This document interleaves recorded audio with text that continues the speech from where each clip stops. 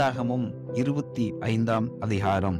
இஸ்ரவேல் சீத்தீமிலே தங்கி இருக்கையில் ஜனங்கள் மோவாபின் குமாரத்திகளுடைய வேசித்தனம் பண்ணத் தொடங்கினார்கள். அவர்கள் தங்கள் தேவர்களுக்கு இட்ட பலிகளை விருந்துண்ணும்படி ஜனங்களை அழைத்தார்கள். ஜனங்கள் போய் புசித்து அவர்கள் தேவர்களை பணிந்து கொண்டார்கள்.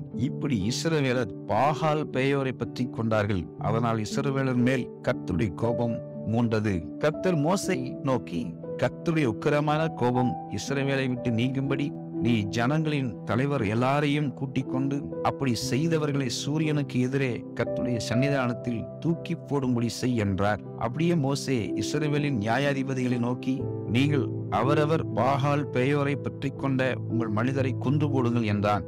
அப்பொழுது மோசேயும் இஸ்ரவேல் புத்திரராகிய சபையார் அனைவரும் ஆசரிப்பு கூடார வாசலுக்கு முன்பாக அழுது கொண்டு நிற்கையில் அவர்கள் கண்களுக்கு முன்பாக இஸ்ரவேல் புத்திரரில் ஒருவன் ஒரு மீதியான ஸ்திரியை தன் சகோதரனிடத்திலே அழைத்து கொண்டு வந்தான். அதை ஆசாரியனாகிய ஆரோனின் குமாரனான எலாசரின் மகன் பினகாஸ் கண்டபோது அவன் நடுச்சபையிலிருந்து எழுந்து ஒரு ஈட்டியை தன் கையிலே பிடித்து, இஸ்ரவேலனாகிய அந்த மனிதன் வேசித்தனம் பண்ணும் அறையிலே அவன் பின்னாலே போய் இஸ்ரவேல் மனிதனும் அந்த ஸ்திரீயுமாகிய இருவருடைய வயிற்றிலும் ஈட்டி உருவி போக அவர்களை குத்தி போட்டான். அப்பொழுது இஸ்ரவேல் புத்திரரில் உண்டான வாதை நின்று போயிற்று. அந்த வாதையால் செத்தவர்கள் 24,000 பேர். கர்த்தர் மோசேயை நோக்கி, நான் என் எரிச்சலில் இஸ்ரவேல் புத்திரரை நிர்மூலமாக்காதபடிக்கு ஆசாரியனாகிய ஆரோனின் குமாரனான எலாசரின் மகன் பினகாஸ் என் நிமித்தம் அவர்கள் நடுவில் பக்தி வைராக்கியம் காண்பித்ததினால் இஸ்ரவேல் புத்திரர் மேல் உண்டான என் உக்கிரத்தை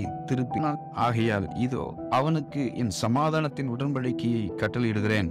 அவன் தன் தேவனுக்காக பக்தி வைராக்கியம் காண்பித்து இஸ்ரவேல் புத்திரருக்காக பாவ நிவர்த்தி செய்தபடியினால் அவனுக்கும் அவனுக்கு பின்பு அவன் சந்ததிக்கும் நித்திய ஆசாரிய பட்டத்திற்குரிய உடன்படிக்கை உண்டாயிருக்கும் என்று சொல் என்றார். மீதியான ஸ்திரீயோடே குத்துண்டு செத்த இஸ்ரவேல் மனிதனுடைய பேர் சிம்ரி.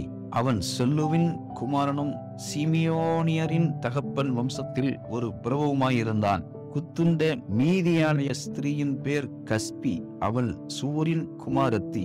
அவன் மீதியானியுடைய தகப்பன் வம்சத்தாரான ஜனங்களுக்கு தலைவனாயிருந்தான். கர்த்தர் மோசேயை நோக்கி, மீதியானியரை நெருக்கி அவர்களை வெட்டி போடுங்கள். பேயோரின் சங்கதியிலும் பேயோரின் நிமித்தம் வாதையுண்டான நாளிலே குத்துண்ட அவர்கள் சகோதரியாகிய கஸ்பி என்னும் மீதியான் பிரபுவினுடைய குமாரத்தியின் சங்கதியிலும் அவர்கள் உங்களுக்கு செய்த சற்பனைகளினால் உங்களை மோசம் போக்கி நெருக்கினார்களே என்றார் என்பதே. ஆமேன்.